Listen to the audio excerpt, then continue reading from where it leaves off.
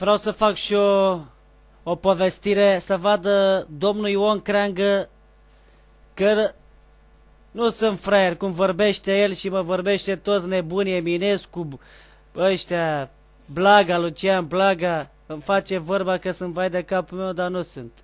Cine știe ce spun eu acum, poate să-mi dea nota de la 1 la 4.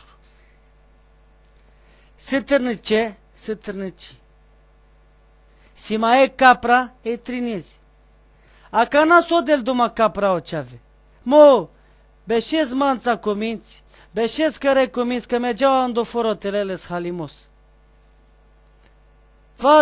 Va, mamă, va, hai gea că m-am găboc del duma o iedolo mai bari. Mo, că n-a dat tu drum la nimeni, con ghilabas parola. S-o parola ce?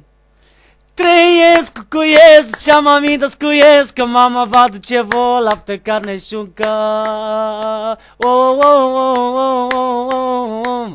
Da la la la la la la la la la la la la la la. Trăiesc, cuiesc. Oh, bre, oh, dai, hai gea. O lupulă mai banditul. Așunel s-o del duma capra și avelo care andoiezi. Ciuc, ciuc, ciuc. Oe dolo mai bari s-o del duma cate. Cone be! Mesom dae! O pralesco țigno? Del duma, nasi tu dae bă, dacă tu s-an dae del duma o parola. Acana o lupulus începe și ghilabas.